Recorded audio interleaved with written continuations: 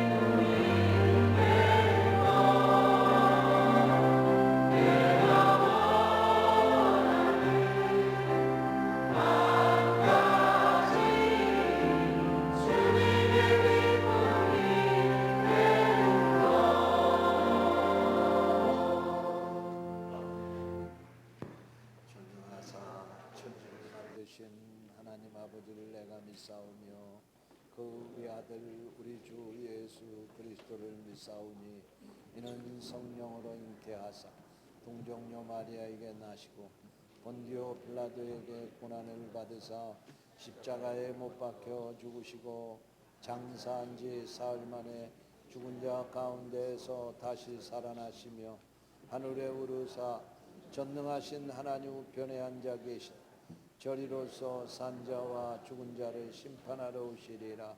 성령을 믿사오며 거룩한 공회와 성도가 서로 교통하는 것과 죄를 사하여 주시는 것과 몸이 다시 사는 것과 영원히 사는 것을 믿사옵나이다. 아멘. 우리의 선한 목자가 되시는 하나님 아버지, 무더위 속에 우리의 몸과 마음을 지켜주시사 은혜 가운데 한 주간을 보내게 하시고 이 시간 주님 전에 나와 예배하게 하시니 감사합니다. 이 시간 우리의 죄를 자복하며 통회하게 하시고 죄를 묘하며 악에서 떠나기를 결단하게 하옵소서. 먼저 믿는 저희들을 불쌍히 여기사 더 이상 교회를 거치는 자요 실족시키는 자의 자리에 서지 말게 하시고 부르심에 합당한 삶을 살아가게 하옵소서. 우리 모두 은혜의 자리, 사랑의 자리, 겸손의 자리에, 섬김의 자리에 있게 하시고 우리의 추함을 자랑하지 말며 십자가의 주님만을 자랑하며 하나님 영광 위에 충성하게 하옵소서. 이 민족을 사랑하시는 하나님의 섭리를 깨닫게 하사 하나님을 온전히 섬기는 민족이 되게 하옵소서. 이 나라의 지도자들을 붙잡아 주시고 올바른 지도력을 주옵소서.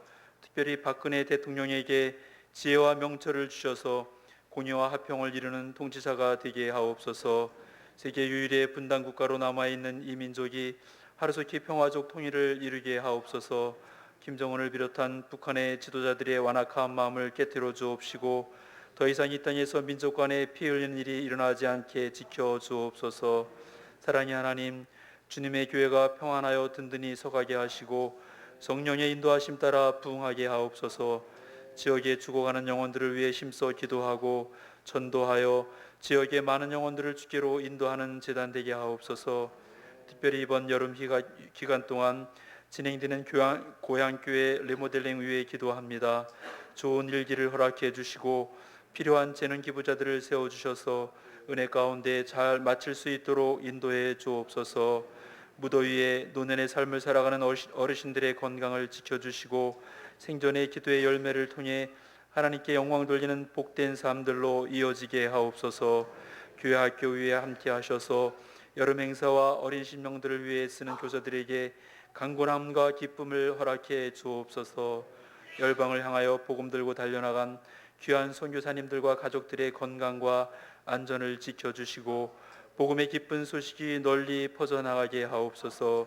이 시간 말씀 전하시는 목사님 위에 힘주시고 능력 주시어 주님의 은혜가 충만하게 하시고 말씀 듣는 중에 참 평안을 얻게 하시고 영육간의 병든 자들이 고침받게 하시며 연약한 자들이 세움을 얻게 하시고 상처받은 영혼들이 치유되는 은혜가 있게 하옵소서.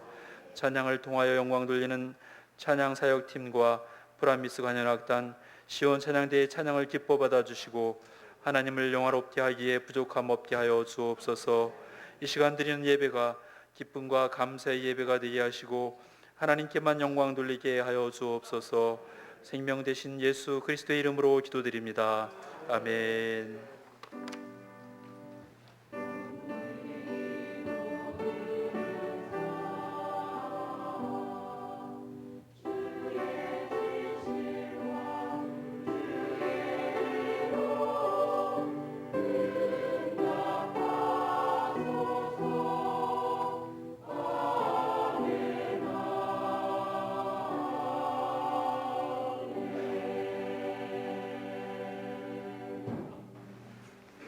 하나님께서 오늘 우리에게 주시는 말씀은 마태복음 25장 40절 말씀입니다. 임금이 대답하여 이르시되 내가 진실로 너희에게 이르노니 너희가 여기 내 형제 중에 지극히 작은 자 하나에게 한 것이 곧 내게 한 것이니라. 아멘.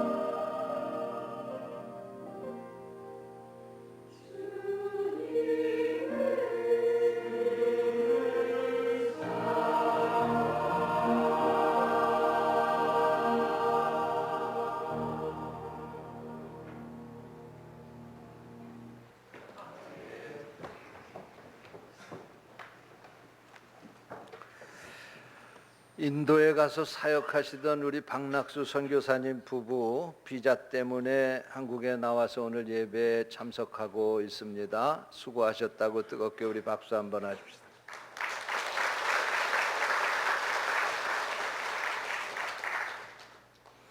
한번 따라서 하시기 바랍니다. 나누어야 행복합니다. 오늘 말씀의 제목입니다. 요즘에 우리 한국 교회는 총체적인 위기를 맞이하고 있습니다.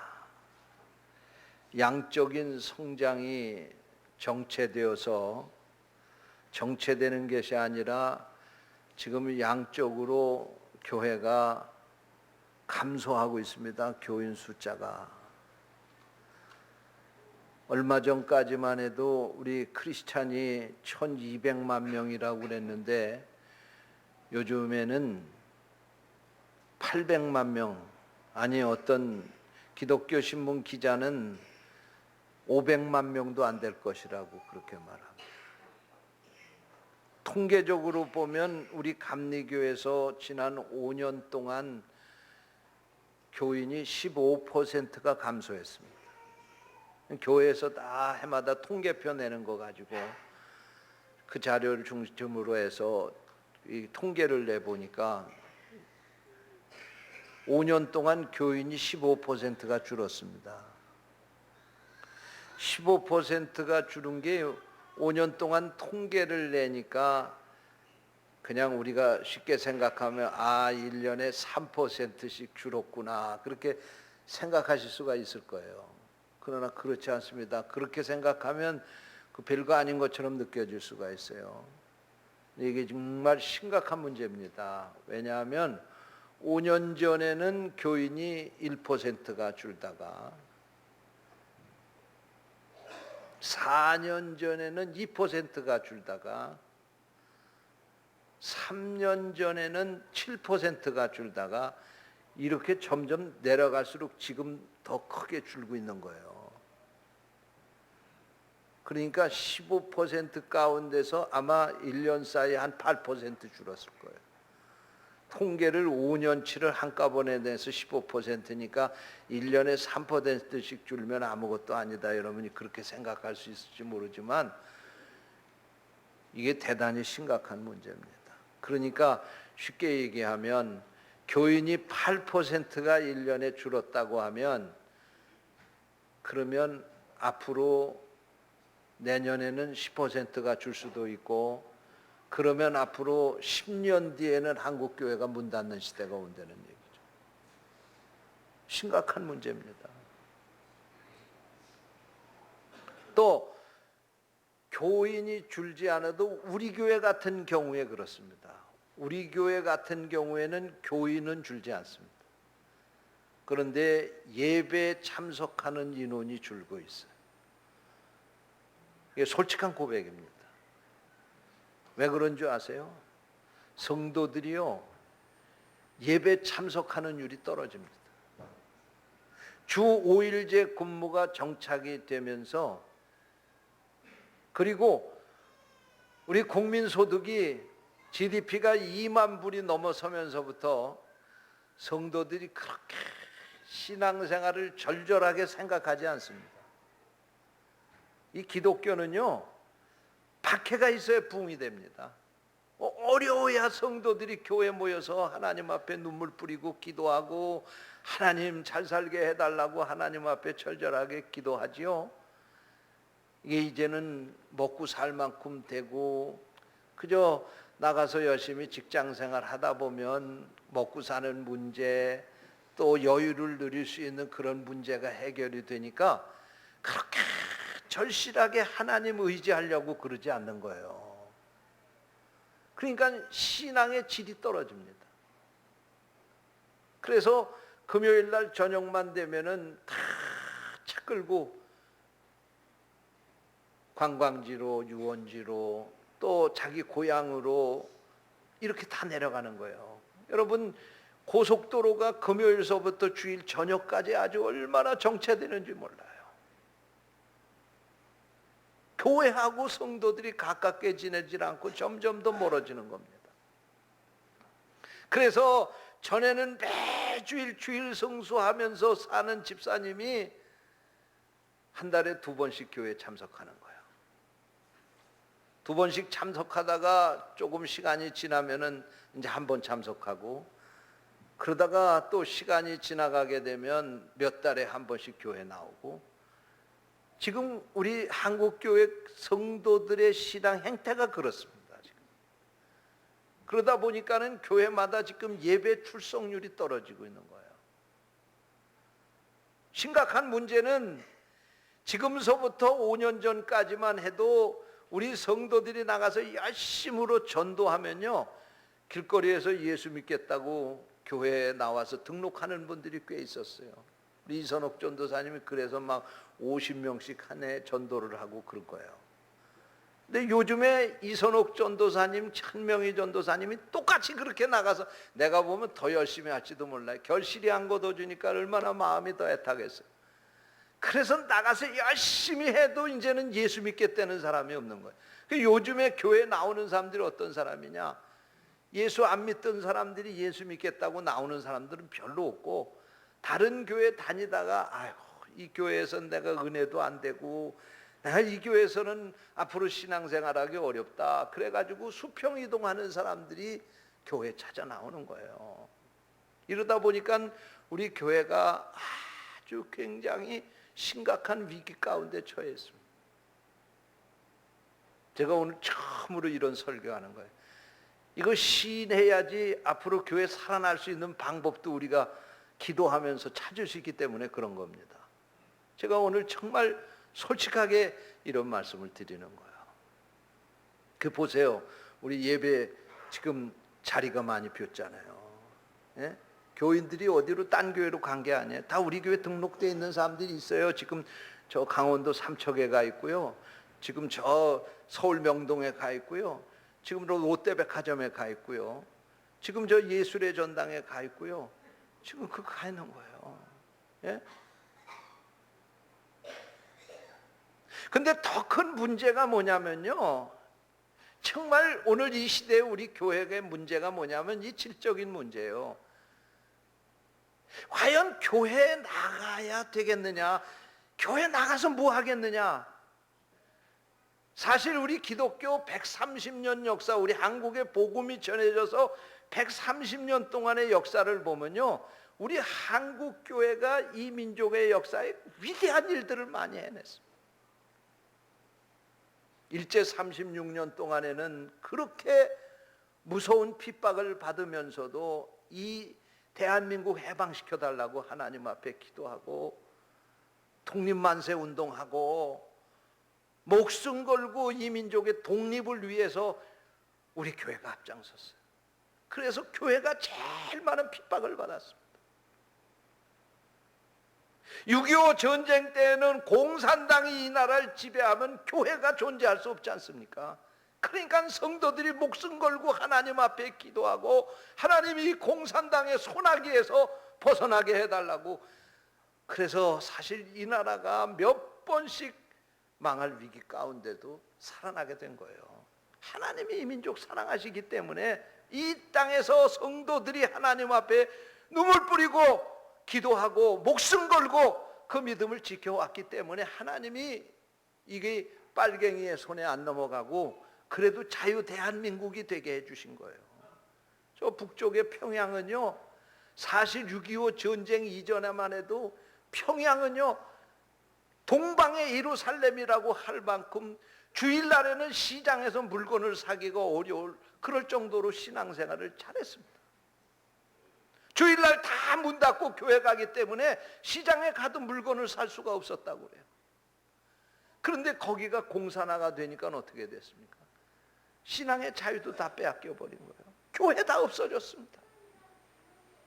지금은 거기 김일성이 하나님이고 김정일이가 예수님이고 지금 김정은이가 아마 선지자 정도쯤 되는 그런 위치에서 그 민족의 종교는 오직 조선인민공화국이에요.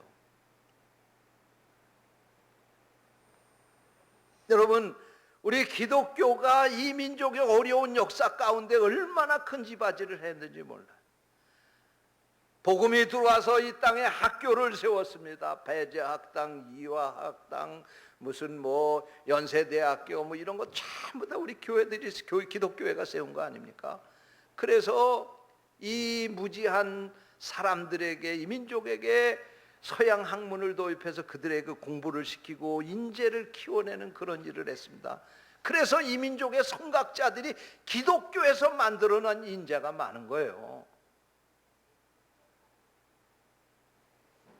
그런가 하면은 병원을 세워서 아픈 사람들을 치료해줘서 고통 가운데 있는 많은 사람들을 구원해 줬습니다.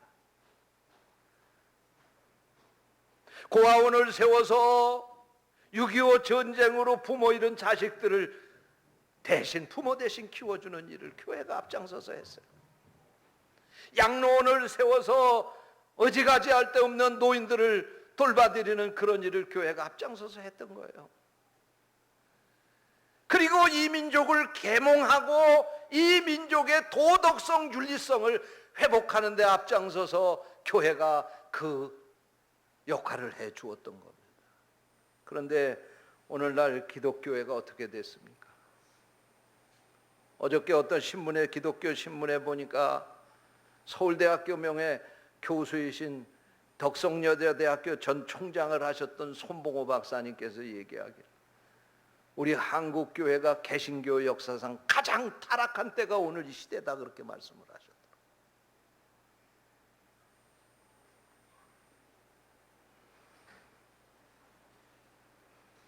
교회에 들어오면 평안을 주고 위로를 주고 교회가 그들의 친구가 되어 주어야 하는데, 그래서 신앙생활하는 사람들은 자부심을 느끼면서 교회에 오고 싶어져야 되는데, 오늘날 교회는 세상에 희망을 주지 못하고 있습니다. 평안과 위로를커녕 교인들이 오히려 교회를 걱정하는 시대가 됐습니다. 죄송합니다. 이 시대의 목사가 된 걸 저는 참으로 부끄럽게 생각합니다. 목사가 제일 타락했습니다. 목사들이 못하는 짓이 없어요. 사람을, 자식을 죽이지 않나, 교인들하고 간음죄를 저질러 가지고 세상에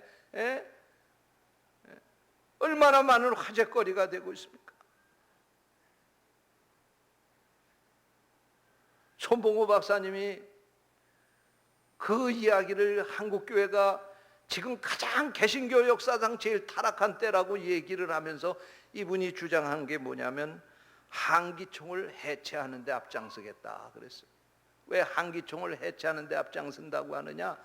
한기총에서 총회장이 되면은 돈 쓰고 그 총회장이 되려고 하고, 그 교권을 가지고 한국교회를 대표하는 노릇을 함으로 말미암아 이미 이 한기총은 교회 단체로서는 존재 가치를 잃어버렸기 때문에 자신이 이 한기총을 해체하는 데 앞장서겠다 그랬어요. 여러분, 한기총이라고 하는 이 단체는요, 기독교의 여러 교단들이 가입한 연합단체입니다. 교회 연합단체입니다. 한기총만 그런 게 아니에요. 우리 감리교회도, 장로교회도, 성결교회도 다 부패하고 타락하고 교권을 얻기 위해서 돈 주고 표를 사고 파고 하는 이런 시대가 됐어요. 국회의원 선거에는 돈 50만 원만 써도 국회의원이 당선 무효가 되는 이 시대에 돈을 써가면서 교권을 차지하려고 하는 이런 교단들, 과연 이 세상에서 존재 가치가 있을까요?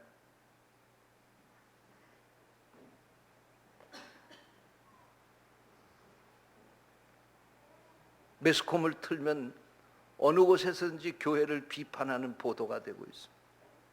얼굴을 들고 크리스찬이라고 나가서 이야기하기 부끄러운 시대가 오늘 우리가 살고 있는 이 시대입니다. 오늘날 교회들이 물량주의, 세속주의에 빠져서 도덕성이 상실되고 사회로부터 손가락질을 받는 그런 교회가 되었습니다.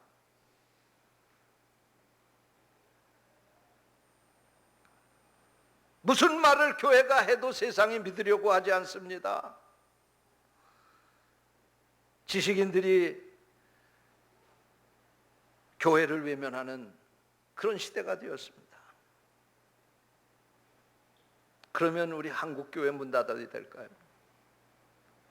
저는 그렇게 생각하지 않습니다.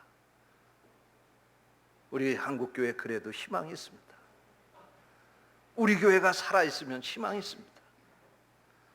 정말로 우리 교회가 바로 서고, 이천희 목사가 바로 서고, 우리 성도들이 바로 서면 이 땅에 희망이 있습니다.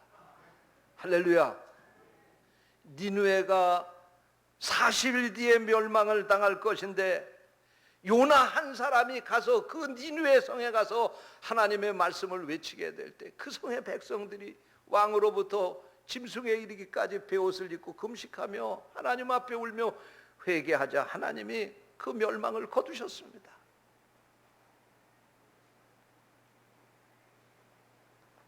소돔과 고모라 성을 하나님이 멸망시키고자 할 때에 아브라함이 중보하며 하나님 앞에 기도하자, 내가 이 소돔과 고모라 성에 의인 10명이 있으면 이 성을 멸하지 않겠다고 하나님이 말씀하셨습니다. 오늘 우리가 이 시대에 그 의인 10명이 되어야 할 줄로 믿습니다. 바사 제국에서 이스라엘 백성들이, 이스라엘 민족이 몰살 위기에 있게 될 때에 모르드게와 에스더가 목숨을 걸고 죽으면 죽으리라고 하는 이런 자세로 하나님 앞에 금식하며 기도하게 될 때에 하나님께서 그 기도를 들으시고 그 민족 말살의 위기 가운데서 그 민족을 구원해 주신 줄로 믿습니다. 칠흑같이 어두운 밤에서는 작은 별 하나도 더 빛나게 되는 것입니다. 오늘 우리가 이 어두운 밤과 같은 세상에 빛이 되어야 할 줄로 믿습니다. 오늘 우리가 이렇게 됩시다. 그러려면 우리 교회가 정말로 이 세상에 희망을 주고, 정말 예수님께서 이 땅에 성육신 하신 그 목적이 뭡니까? 예수님이 하나님이시면서도 인간의 몸을 입고 죄인의 몸을 입고 죽을 몸을 입고 이 땅에 오셔서 인간들과 함께 이 세상에서 사신 그 목적이 무엇입니까? 가난하고 병들고 헐벗고 굶주리고 희망을 잃은 사람들에게 친구가 되어서 사시기 위해서 예수님이 이 땅에 오신 것입니다. 그러므로 오늘 우리가 이 사명을 회복한다고 하면 이 세상에는 아직도 희망이 있습니다. 오늘 우리 교회가 이 사명을 회복해야 될 줄로 믿습니다.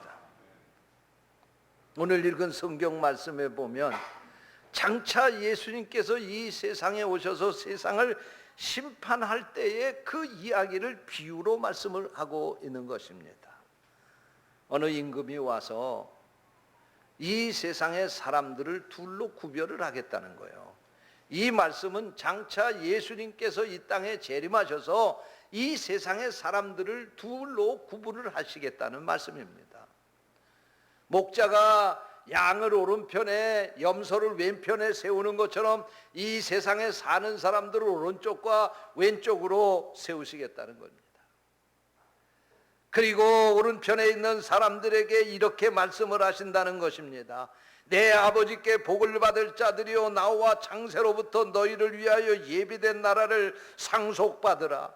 너희는 내가 줄일 때 먹을 것을 주었고 목마를 때 마시게 하였고 나그네 되었을 때 영접하였고 헐벗었을 때 옷을 입혔고 병들었을 때 돌아보았고 감옥에 갇혀 있을 때 와서 보았느니라. 그러자 이 오른편에 선 사람들이 주님 앞에 이렇게 대답합니다. 주여, 우리가 어느 때에 주께서 줄인 것을 보고 음식을 대접했으며 목마르신 것을 보고 마시게 하였나이까? 어느 때에 나그네 되신 것을 보고 영접하였으며 헐벗으신 것을 보고 옷 입혔나이까? 어느 때에 병드신 것이나 옥에 갇히신 것을 보고 가서 배웠나이까? 주님이 정말로 오셨다고 하면 우리가 그 일 할 것이지요. 그런데 주님 그런 거 본 적 없습니다. 그리고 얘기를 하니까 예수님께서 다시 그들에게 말씀을 하십니다. 내가 진실로 너희에게 이르노니, 오늘 본문 말씀입니다. 너희가 여기 내 형제 중에 따라서 하시기 바랍니다. 지극히 작은 자 하나에게 한 것이 곧 내게 한 것이니라. 할렐루야. 너희들이 나에게는 그렇게 안 했을지 몰라도 너희들 같이 사는 이웃 가운데 지극히 작은 자 하나를 너희들이 관심을 가지고 돌봐준 거, 그게 바로 나한테 한 거요. 그렇게 칭찬을 하신다는 말씀입니다. 할렐루야. 잠언 19장 10절 말씀에 보니까 가난한 자를 불쌍히 여기는 것은 여호와께 구워드리는 것이라고, 그래서 그에게 갚아주신다고 그렇게 말씀을 하고 있습니다. 그렇습니다. 우리가 세상에서 어렵고 힘든 사람들을 가서 그리스도의 사랑으로 돌봐주는 것, 그것이 바로 주님께 구워드리는 행동이라는 말씀입니다. 여러분, 그 일을 하게 될 때 주님이 우리에게 갚아주신다는 말씀입니다. 우리가 지극히 작은 자에 소외되고 가난한 사람들을 돌봐주는 것, 그것은 주님께 하는 것이고 주님께 구워드리는 일이라는 말씀입니다. 어려운 사람들을 도와주는 것, 그것은 바로 주님을 도와주는 것이고 그 도움의 손길을 주님은 잊지 않고 반드시 갚아주시겠다고 약속하고 있는 것입니다. 그러므로 따라서 하시기 바랍니다. 나눔은 행복입니다. 할렐루야.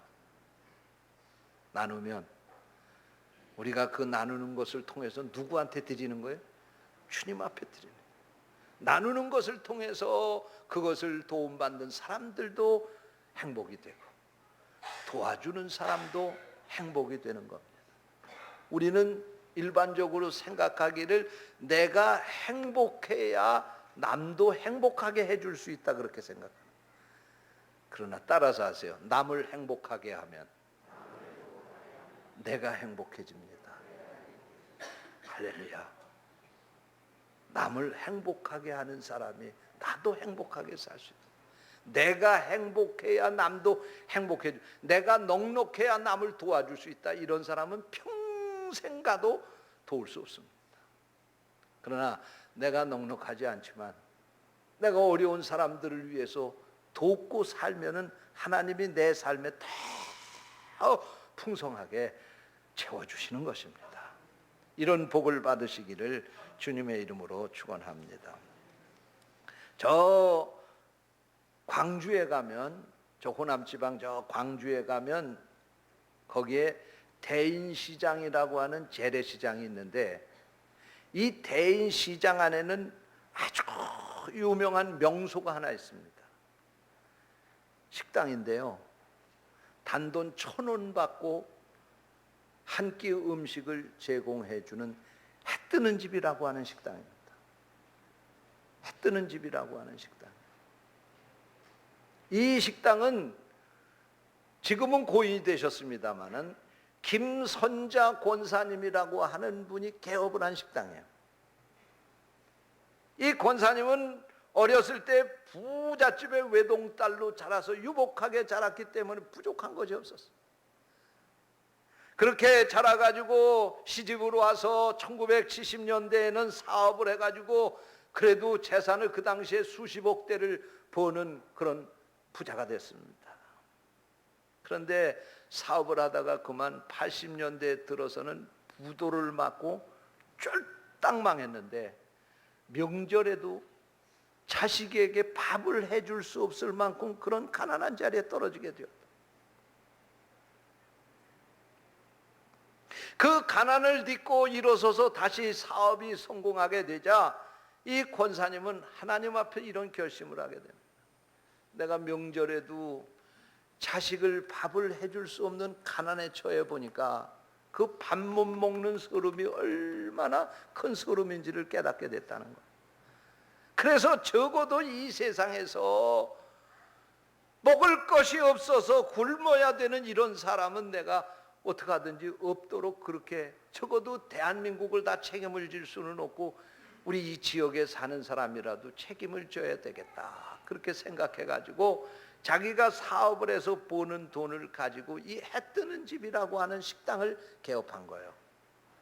처음에는 공짜로 이 사람들, 오는 사람들에게 다 밥을 줄까 생각을 하다가 이분이 생각하기를, 그러면 거지 동냥하냐? 그리고 그래도 가난한 사람들 가운데 자존심은 그래도 꺾지 말아야지. 그래서 그냥 주는 것보다는 차라리 자존심 값으로 1,000원은 받아야 되겠다, 그렇게 생각을 하고 단돈 1,000원에 한 끼 백반 식사를 하도록 그렇게 이 식당을 개업해서 운영을 했다는 것입니다. 그래서 그곳에 있는 가난한 사람들이 와서 여기 와서 배부르게 밥을 먹을 수가 있게 되었고, 이 시장에 사는 영세 상인들이 그곳에 와서 도움을 받고 살게 되었습니다. 이 김선자 권사님이 이렇게 열심으로 이 식당을 운영하다가 그만 2012년 5월에 몸이 좀 아파서 병원에 가서 검사를 해봤더니 대장암 말기라고 하는 판정을 받게 됐습니다.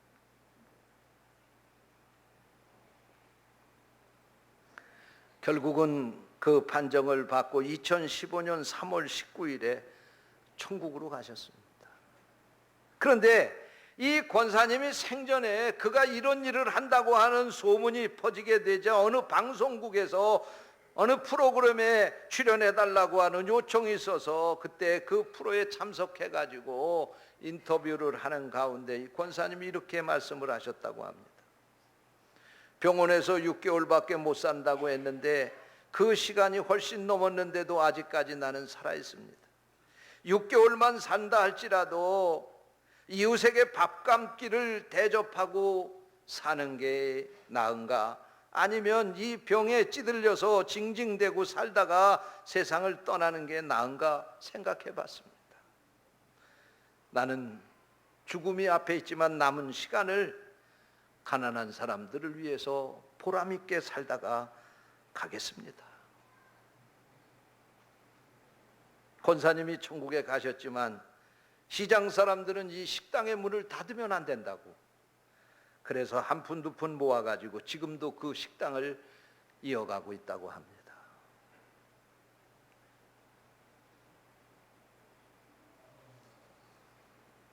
따라서 하시기 바랍니다. 나누는 것이 행복입니다. 행복에도 질이 있습니다. 내가 본 것 가지고 열심으로 내 옷을 사 입고 치장하고 좋은 집 사고 좋은 차 사고 그렇게 사는 건 저급한 행복입니다. 우리 예수 믿는 사람들은 그거보다도 한 단계 높은 행복을 추구하는 사람들, 다른 사람들을 행복하게 해주면서 나 자신의 행복을 추구하는 사람들입니다. 그래서 믿지 않는 사람들은 공부해서 남주나 그렇게 얘기하지만 예수 믿는 사람들은 공부해서 남주자 그렇게 얘기하는 겁니다. 내가 벌어서 내가 쓰는데 누가 뭐라고 얘기하느냐가 아니라 내가 개같이 벌어서 불쌍한 사람들을 위해서 있는 것 다 쏟아붓고서도 제가 뭐 한 거 있나요? 그렇게 얘기할 수 있는 사람, 이것이 바로 우리 성도들의 삶의 자세인 줄로 믿습니다.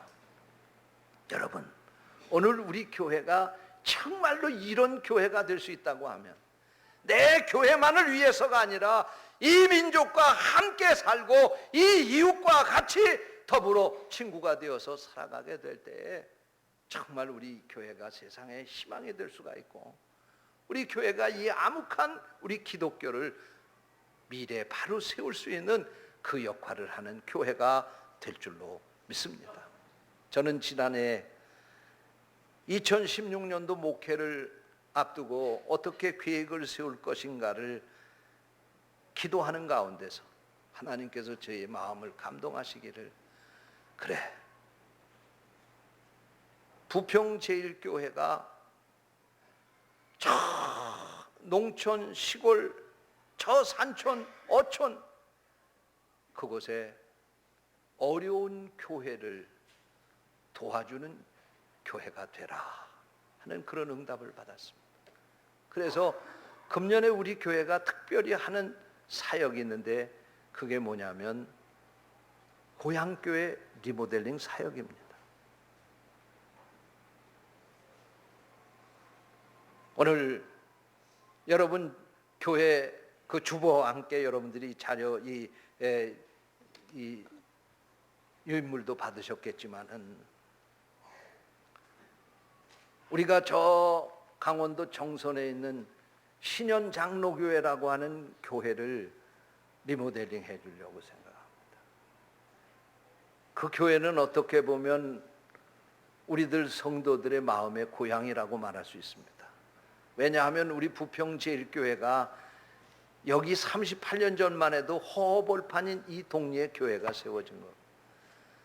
여기에 수백 명이 몰려와서 여기 신앙생활하는 것은 이 동리에서 원래부터 살던 사람들이 아니었습니다. 다 다른 곳에서 오신 분들, 여러분들이 다 그렇습니다. 그런데 여러분의 고향이 어디입니까? 여러분의 고향이 다 시골이고 농촌, 도시에서 살던 분도 있겠지만 많은 분들이 시골에서 자라고 그래서 시집 오고 장가가고 또 그리고 직장을 따라서 이곳에 와서 사시는 분들 아닙니까? 어떻게 보면 우리 교회가 이렇게 되기까지는 그 시골 교회가 못자리판이 되어줬기 때문에 오늘 우리 성도들이 그곳에서 자라가지고 이곳에 와서 신앙생활을 하고 있는 것입니다. 그러므로 우리가 일생을 사는 동안 고향을 잃어버릴 수 없고 부모를 잃어버릴 수 없는 것처럼 우리는 우리 신앙의 고향인 시골 교회를 잃어버릴 수가 없습니다. 모든 우리 성도님들의 고향 교회를 다 돕는 일을 했으면 좋겠지만 올해는 먼저 한 교회부터 시작을 하려고 계획을 세우고 준비하고 기도하고 있습니다. 이 교회는 우리 교회 최선미 집사님이 어렸을 때 신앙생활하고 시집 오기 전까지 그 교회에서 섬기다가 오신 교회입니다. 지금 최선미 집사님 부모님이 그곳에 생전에 계시, 아버님이 예수 안 믿으시다가 얼마 전에 예수를 믿으셨어요. 아버님이 암으로 진단을 받으셨는데 예수 믿고 열심히 기도하시고 신앙생활 하시면서 그 몸이 좋아지셔서 건강해지셨습니다. 그 교회는 교인이 10명도 안 모여요. 다 노인들만 모이는 겁니다. 오래전에 교회를 졌지만 경제적으로 그 노인들만 가지고는 그 교회를 손도 댈 수가 없습니다. 그래서 겨울이 되면 창문으로 황소바람이 들어오고 천정에도 단열이 되어 있지 않아 가지고 예배당에 들어와도 한대같이 추워서 덜덜 떨어야 되는 그런 예배당입니다. 강단의 밑에서는 물이 스며서 나오고 있고 페인트 칠도 한 지 오래돼 가지고 다 벗겨지고 그래서 유리 창문도 갈고 모든 거 다 갈고 다시 그 교회를 우리 교회 이렇게 한 것처럼 그렇게 리모델링을 하려고 그래요. 할렐루야. 우리가 이렇게 하려고 그래요. 그래서 지난 2달 동안 우리가 이 리모델링에 재능을 기부할 분들을 모집을 했어요. 그랬더니 보니까 뭐 전기를 만질 수 있는 분도 있고 뭐 다른 거 벽돌을 쌀 수 있는 분도 있고 뭐 그런 분들은 들어왔는데 목수가 우리 교회는 없어요. 목수가 제일 많이 필요한데 목수가 우리 교회는 재능을 기부할 분이 없어요. 혹시 여기 목수 되시는 분 있으면 한번 휴가 기간 동안에 가셔서 좀 봉사 좀 해주셨으면 좋겠어요. 그래서 사실 재능을 기부받았는데 재능이 모자라서 재능이 기부받은 게 모자라 가지고 이 목수 이 분야에는 우리가 돈을 주고 사람을 사가야 됩니다. 그래서 이런 인건비가 필요하고 또 거기에 필요한 모든 자재들이 이렇게 필요한 거예요. 그래서 이게 뭐 강목 하나 이렇게 하면은 이 종이가 여러 장 가지고 다 표시해야 되기 때문에 한 묶음씩 이렇게 묶었습니다. 이게 다 계산을 견적을 내보니까 3,500만 원이 들어요. 이거 그냥 어떤 분이 그냥 부자가 그냥 목사님 이번엔 제가 하겠습니다 그리고 나서면 끝날 텐데 감동되시면 그렇게 하시기 바랍니다. 그러나 그렇게 안 된다 할지라도 우리가 힘을 모아서 말해. 여러분이 여기 보면은 내가 거기 문짝 하나 25만 원이라는데 내가 그 문짝은 내가 해주겠다. 여러분 다윗은 성전을 짓고 싶어도 못 짓잖아요. 이거 우리에게 하나님이 주신 축복입니다. 돈 꼭 이렇게 마둔 거 이번에 한번 쓰십시다. 이천희 목사 집 져달라고 하는 게 아니라 주님의 집입니다. 여러분 이 일에 동참을 해주시면 여기에 나온 데 표시를 하시고 여기 봉투에다 헌금하고 이렇게 넣어서 이달 말까지 내주시면 이 교회를 다시 세우는데 여러분이 함께 참여하는 그런 기회가 되는 것입니다. 이 일을 위해서 여러분들 기도해 주시고 이 일에 적극 동참해 주셔서 우리가 이웃을 돕는 일 해야 되죠. 우리 교회는 또 교회가 어려운 교회를 돕는 일이 그 일인 것입니다. 우리 교회들이 이 일을 해야지 교회가 부흥이 된다고 해서 자기 교회 땅 넓히고 자기 교회 건축하고 자기 교회 치장하고 그러는 건 돈 벌어서 내가 먹고 입고 쓰고 내 마음대로 사는데 뭐하라고 그러냐. 그렇게 얘기하는 사람하고 똑같은 저급한 행복을 찾는 사람들입니다. 오늘 여러분 어렵지만 이 일에 동참하면 하나님께서 우리의 삶에 하늘에 더 큰 은혜를 베풀어 주실 줄로 믿습니다. 결론의 말씀입니다. 미국의 그레고리 보이드 목사님이 계신데 이 목사님이 쓴 한 기독교 국가의 신화라고 하는 제목의 책이 있습니다. 여기에서 이 목사님은 말씀하시기를 세상의 통치 방식과 하나님 나라의 통치 방식은 다르다. 그러면서 그는 위에 서는 힘과 아래에서 섬기는 힘을 비교해서 말씀을 하고 있습니다. 세상의 통치는 위에서 힘을 가지고 끌고 가는 통치 방식인데 교회의 힘은 어디서 나오느냐?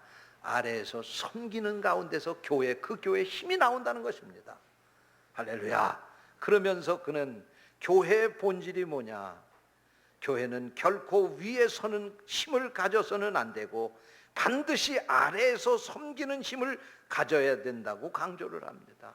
그는 또 이 책에서 교회는 이웃을 섬기기 위해 자신을 희생하는 사람들이 모인 것이다.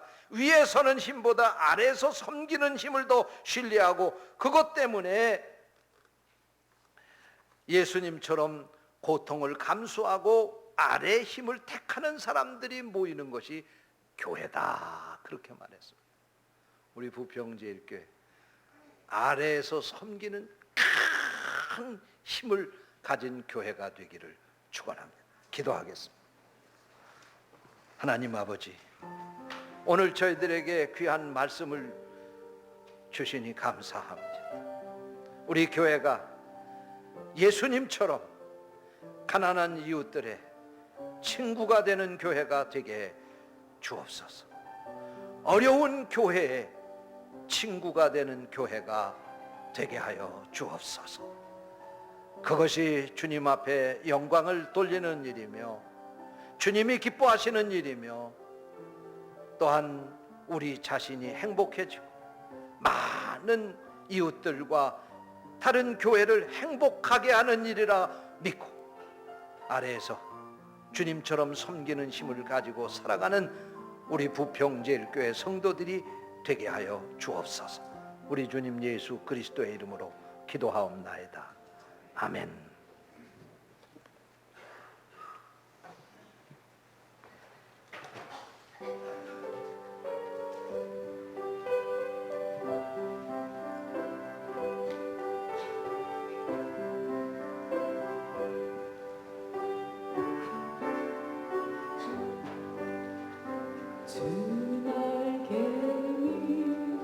내가 편안히 쉬네. 비바람 불어쳐도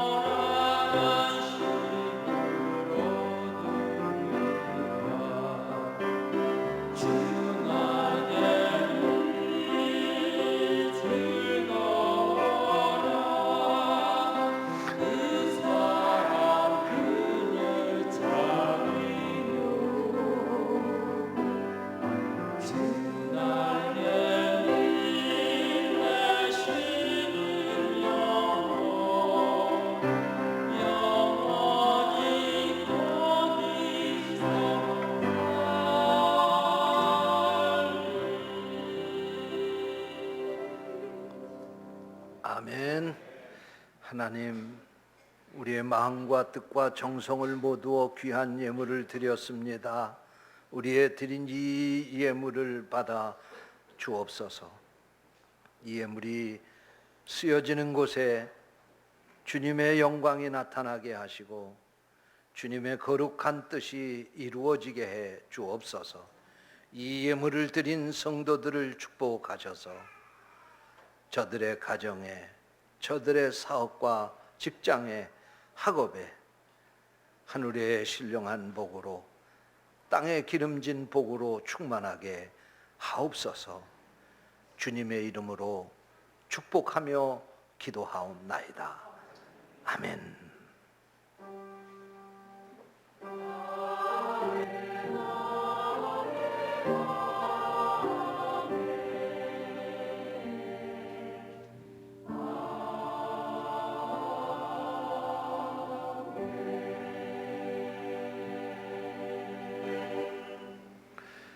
교회 소식입니다. 오늘 저녁 예배는 이웃교회 목회자 초청 예배로 드리며 우리 교회에서 제일 가까운 소명교회, 저 JC체육공원 바로 맞은편에 있는 뉴서울 아파트 상가에 있는 우리 소명교회 양현성 목사님을 초청해서 말씀 듣고 예배를 드립니다. 수요일 저녁 예배는 제17속 18속 헌신 예배로 드립니다. 중고청 말씀 축제가 오는 금요일 8시 30분에 저녁 8시 30분에 청관웅 목사님, 복음성가 작사 작곡가이신 아주 유명한 목사님이십니다. 젊은이들 많이 보내주시기 바랍니다. 청관웅 목사님 말씀 전하십니다. 고향교회 리모델링 사역에 헌금으로 동참해 주시기 바랍니다. 교우 소식입니다. 안영국 전인의 성도님 가정에서 행복 할인마트를 부천시 중동에 개업하셨습니다. 축하드립니다. 금주의 강단 꽃꽂이 봉헌은 안영국 전인의 성도님이 해주셨습니다. 감사드립니다. 그리고 강단에 화분 예쁜 꽃이 핀 화분 한 점 신학순 권사님께서 봉헌해 주셨습니다. 감사드립니다. 기타 소식은 주보를 참고하시기 바랍니다. 이상입니다.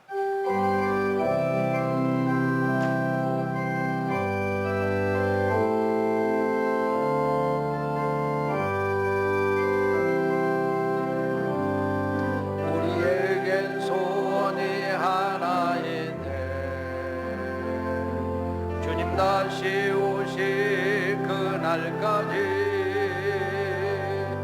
우리 가슴에 새긴 주의 십자가 사랑 나의 교회를 사랑케 하네. 주의 교회를 향한 우리 마음 희생과 포기와 가난과 고난 아물며 죽조차 우리 막을 수 없네. 우리 교회는 이 땅의 희망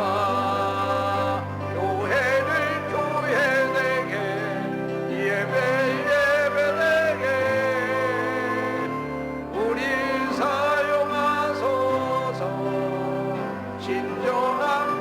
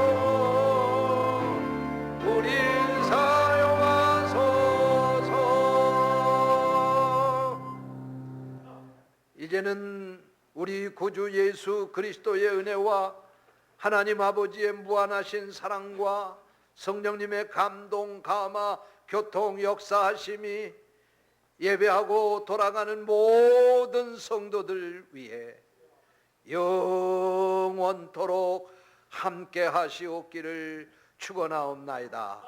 아멘.